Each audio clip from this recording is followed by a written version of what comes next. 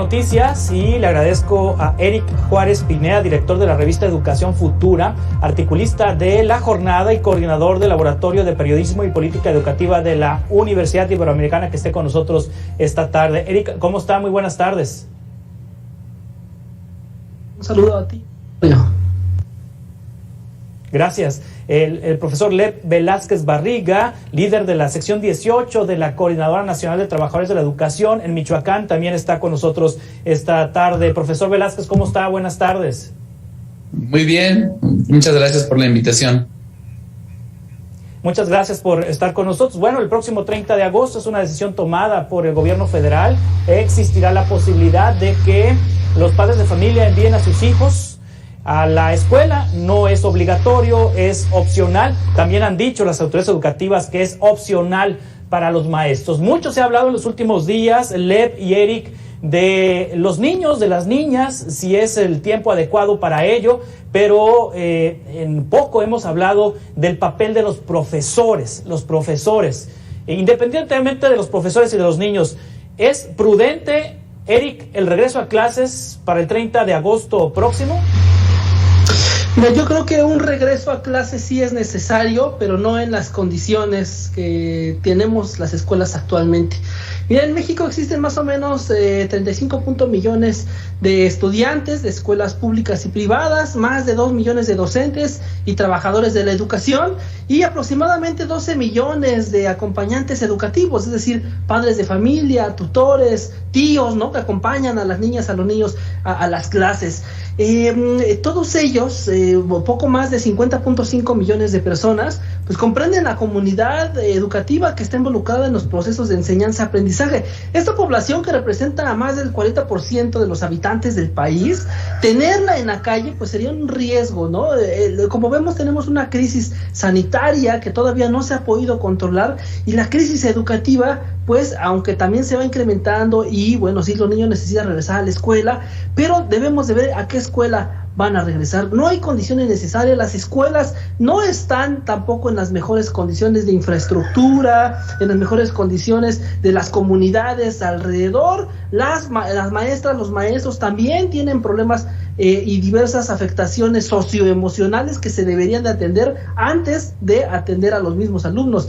Yo creo que no hay condiciones necesarias de manera general, y el plan que presenta la Secretaría de Educación Pública es un plan generalizado, estandarizado, y que pues cada comunidad debería de contextualizarlo y realizar así el regreso a las aulas. Sí, pero la dirigencia del Sindicato Nacional de Trabajadores de la Educación, el CENTE, Lev Velázquez Barriga, ha dicho que apoya la decisión del presidente López Obrador, y que los profesores afiliados al CENTE, a la dirigencia, o que son afines a la dirigencia del CENTE, están de acuerdo con ello. La CENTE no, la coordinadora tiene otra posición. ¿Cuál es la posición de la Coordinadora Nacional de Trabajadores de la Educación sobre este regreso a clases? Bien, mira, aquí nada más comentarte que ni siquiera los profesores que están afiliados al CENTE están en total acuerdo con este planteamiento que se ha hecho desde el gobierno de la República. Es una declaración unipersonal, solamente del dirigente del CENTE, no consultada, no valorada con los docentes. Y en el caso de los maestros de la coordinadora de la CENTE, coincidimos con lo que dice Eric Juárez. Es necesario regresar a clases, sí. Es urgente que podamos recuperar la relación emocional, la relación social, educativa con los niños y las niñas en las escuelas. Claro que sí. ¿Es mejor la educación presencial? Por supuesto que lo es. El problema es que no existen las condiciones para hacer eso. Yo creo que el reportaje que tú acabas de mostrar nos ejemplifica muy bien lo que está aconteciendo. Nosotros, los docentes, no es que vayamos a entrar a clases presenciales desde el 30 de agosto, sino que ya nos convocaron desde la semana anterior, y nos encontramos con estas situaciones que tú acabas de mostrar en el reportaje. Escuelas con un deterioro grave, y además con que los padres de familia y los maestros tenemos que solventar cómo podemos restaurar las escuelas después de un año de abandono físico. Sí, Eric, el presidente de la República, y bueno, en la sección esta que presenta los miércoles, quienes quieren las mentiras, de los medios de comunicación, se asevera que la prensa está exagerando, que los medios de comunicación estamos exagerando en este regreso a clases con publicación de información supuestamente falsa de que los niños están contagiando de COVID-19. ¿Qué tanta razón tiene la Presidencia de la República en esta apreciación de que los medios pues estamos prácticamente metiéndole miedo a la gente? ¿Es correcta esta apreciación, Eric? Yo creo que definitivamente no. Para la Presidencia de la República, para el actual gobierno, quien no está a favor de ellos o quien no está en acuerdo con lo que dicen, están en contra de ellos, ¿no? Esta posición pues radical que yo considero, pues no corresponde con la realidad. Lo mismo dijo, por ejemplo, de la carta. Salieron a decir que esta carta era falsa, que nunca había existido, que solo era un documento de trabajo, cuando no fue así. En la mañanera misma, la secretaria de Educación Pública, Delfina Gómez Álvarez, presentó el pasado 12 de agosto, ahí frente al presidente, esta carta como parte del protocolo, de los 10 puntos del protocolo para el regreso a clases. Incluso las redes sociales del gobierno de la República también presentó esta carta en un tuit, ¿no?, señalando que era parte del protocolo. Se difundió en los diversos medios de comunicación, se estuvo distribuyendo por todos lados, y bueno, ahora resulta que es un documento falso que ellos mismos difundieron, ¿no?, y que ahora se quieren deslindar. Pareciera que hay una contradicción en lo que dice el presidente, en lo que se hace en la Secretaría de Educación Pública, y además una contradicción en cómo lo van aterrizando, ¿no?, desde los jefes de sector, los supervisores, los directores, los maestros, los padres de familia, y cómo lo van comunicando finalmente también a los estudiantes. No hay que dejarlos atrás, ¿no? Las niñas y los niños también tienen una opinión muy válida, muy importante, tienen preocupaciones, tienen diversas dudas sobre el regreso a clases, y toda esa información que viene desde arriba, desde la política educativa, desde las grandes decisiones del gobierno, pues deben ir aterrizadas en toda esta línea que te comenté hasta los alumnos, para que se entienda y se aterrice correctamente, y así sí reducir los riesgos de un inminente incremento de contagios.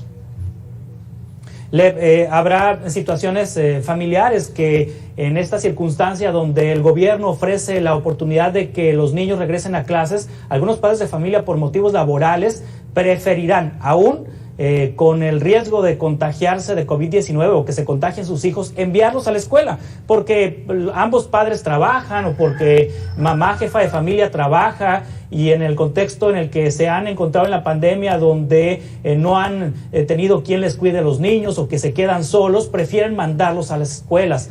Para los que finalmente no tengan de otra más que enviar a los niños a la escuela, los profesores tienen ya la información suficiente, y los niños y padres de familia tienen la información suficiente de los protocolos que habrán de seguir.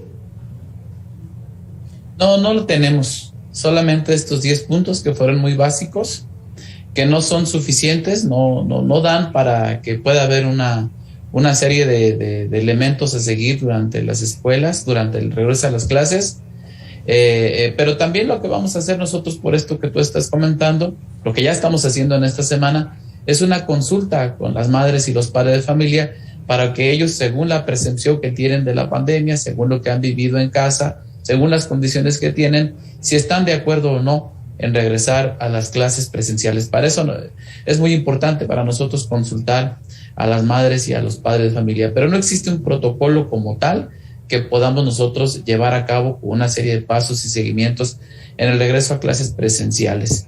Y bueno, aquí también yo quiero comentar algo muy particular. En el caso de la CENTE en Michoacán, no nos han pagado a los trabajadores estatales desde hace varios días, no nos van a pagar, según nos dicen, durante los próximos meses, y pues para nosotros será muy complicado regresar en esas condiciones. Hemos tomado ya la decisión de no regresar a clases presenciales ni virtuales hasta que no nos paguen el salario a 28,000 trabajadores y trabajadoras de la educación en el estado.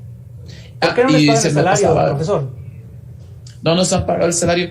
Quería comentarte lo siguiente, a pesar de que dice la Secretaría de Educación y la Presidencia de la República que no es obligatorio el regreso a clases para los docentes, por supuesto que los supervisores, toda esta estructura media de la Secretaría está presionando para que los profesores sí regresen, Y en el caso de Michoacán, incluso la Secretaría de Educación en el Estado anunció que está valorando el descuento, una sanción económica de descuento para los docentes que decidan no regresar a las clases presenciales. Entonces hay una contradicción entre cómo se opera esto y lo que se define o lo que se dice públicamente a nivel federal y de la Secretaría de Educación.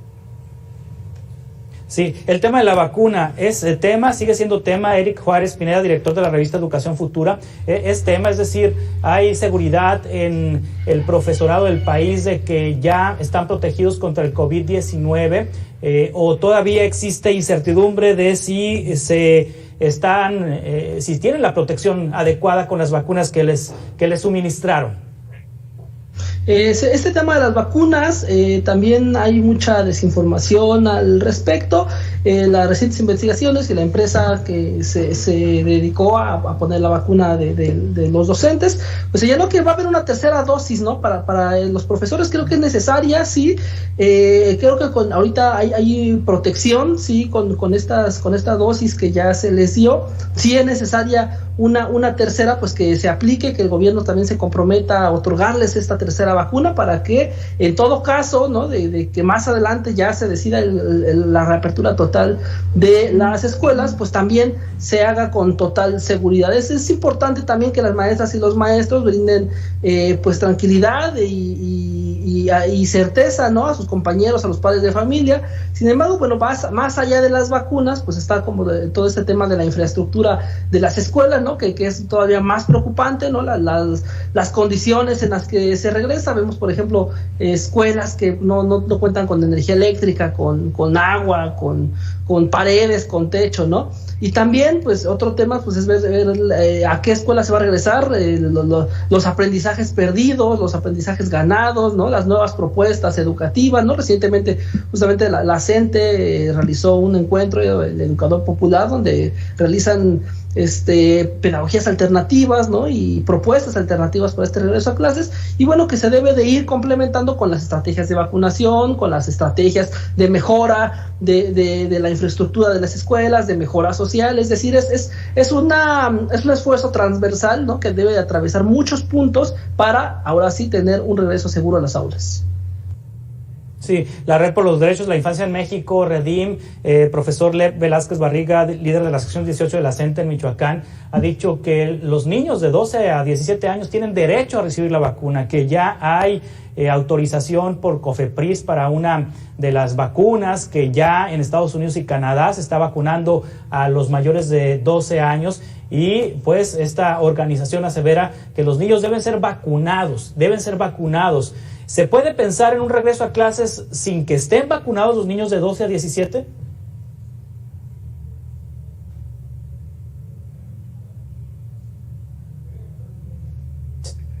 Sí,